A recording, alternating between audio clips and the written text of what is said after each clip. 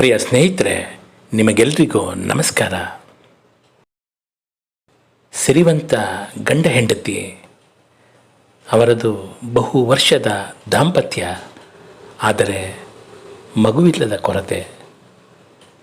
ದೇವರಲ್ಲಿ ಹರಕೆ ಪೂಜೆ ಇತ್ಯಾದಿ ನಿರಂತರ. ಅಂತೂ ದೇವ್ರ ದಯೆ 12ನೇ ವರ್ಷ ಒಂದು ಗಂಡು ಮಗುವಿನ ಜನನ. ಸಹಜವಾಗಿಯೇ ದಂಪತಿಗಳ ಸಂತಸಕ್ಕೆ ಎಣೆಯಿಲ್ಲ. ಮಗುವಿಗೆ ಅಂತಹ ತಂದೆ ತಾಯಿಯರ ಪಡೆದ ಅದೃಷ್ಟ ಏನೇ ಕೇಳಿದರೂ ಸಿಗುತ್ತೆ. ಕಣ್ಣಲ್ಲಿ ಒಂದು ಹನಿ ನೀರು ಕಾಣಿಸಲು ಬಿಡರು, ಸಪ್ಪಗಿರಲು ಬಿಡರು. ಅದು ಆ ಮನೆಯ ಮನೆದೇವರು. ಅಲ್ಲಿ ದುಡ್ಡಿಗೇನು ಕೊರತೆ, ಪ್ರೀತಿಗೇನು ಕೊರತೆ. ಮಗುವಿನ ಹುಟ್ಟುಹಬ್ಬಗಳು ಸಡಗರದಿಂದ ನಡೆದವು. ಮೊದಲ 3 ಹುಟ್ಟುಹಬ್ಬಗಳಲ್ಲಿ ತಂದೆ ತಾಯಿ ಸೇರಿ ತಮಗನಿಸಿದ್ದನ್ನೆಲ್ಲ ತಂದುಕೊಟ್ಟು ಮಗ ಮೆಚ್ಚುವಂತೆ, ಜಗ ಮೆಚ್ಚುವಂತೆ ಮಾಡಿದರು. 4ನೇ ಹುಟ್ಟುಹಬ್ಬದಲ್ಲಿ ಮಗು ತೊದಲಾಗಿ ಮುದ್ದು ಭಾಷೆಯಲ್ಲಿ ಮಾತಾಡ್ತಿತ್ತಲ್ವ. ಮಗುವನ್ನೇ ಕೇಳಿದರು, ನಿನಗೆ ಏನು ಬೇಕು ಮುದ್ದು? ಮಗ ಹೇಳ್ದ, ನನಗೆ ಪಿಂಗ್ ಪಾಂಗ್ ಬಾಲ್ ಬೇಕು ಅಂತ. ಅಪ್ಪ ಅಮ್ಮನಿಗೆ ಆಶ್ಚರ್ಯವಾಯಿತು. ಅಯ್ಯೋ, ಇದೆಂಥ ಚಿಕ್ಕ ಬೇಡಿಕೆ, ಬರೀ 5 ರೂಪಾಯಿಯ ಪಿಂಗ್ ಪಾಂಗ್ ಬಾಲ್ ಕೇಳ್ತಾನಲ್ಲ ಅಂತ ಅನಿಸಿದ್ರು. ಏನೂ ಹೇಳಿದೆ ಪಿಂಗ್ ಪಾಂಗ್ ಬಾಲ್ನ ತನ್ನ ಮಗನಿಗೆ ತಂದು ಕೊಟ್ಟರು. ಹುಡುಗನಿಗೆ ತುಂಬ ಖುಷಿಯಾಯಿತು.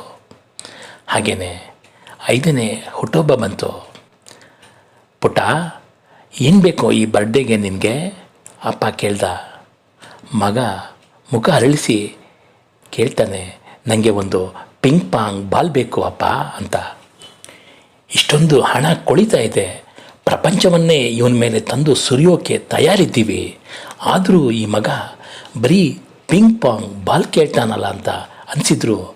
ಮಗನ ಆಸೆಯನ್ನು ಎಂದೂ ಪ್ರಶ್ನಿಸದ ಅವರು ತಕ್ಷಣ ತಂದುಕೊಟ್ರು.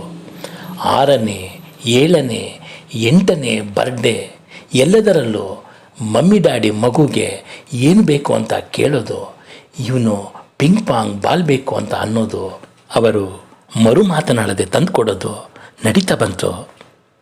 ಇಂಥ ಸುಖ ಸಂಸಾರದಲ್ಲಿ ಅದೊಮ್ಮೆ ಬಿರುಗಾಳಿ ಬೀಸಿತು. ಮಗನಿಗೆ ಅದೇನೋ ಮಾರಣಾಂತಿಕ ಕಾಯಿಲೆ ಹಾಸಿಗೆ ಹಿಡಿದುಬಿಟ್ಟ. ದಿನಗಳನ್ನ ಎಣಿಸಲಾರಂಭಿಸಿದ.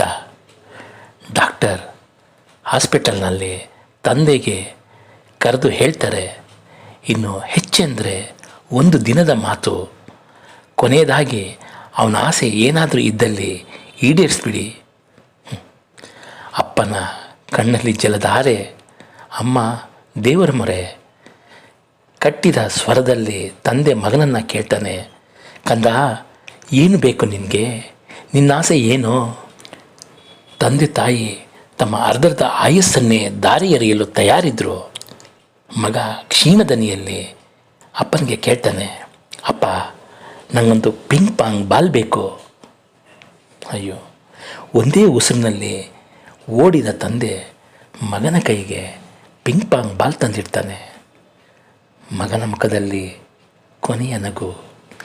ಇಷ್ಟು ವರ್ಷ ಕೇಳದ ತಂದೆ ತಡೆಯಲಾರದೆ ಕೇಳೇಬಿಟ್ಟ. ಮಗು, 10 ವರ್ಷದಿಂದ ನಿನ್ನನ್ನು ಯಾವತ್ತೂ ಕೇಳಲಿಲ್ಲ ಈ ಪಿಂಗ್ ಪಾಂಗ್ ಬಾಲೇ ಯಾಕೆ ಅಂತ. ಇವತ್ತು ಕೇಳ್ತಾ ಇದ್ದೀನಿ.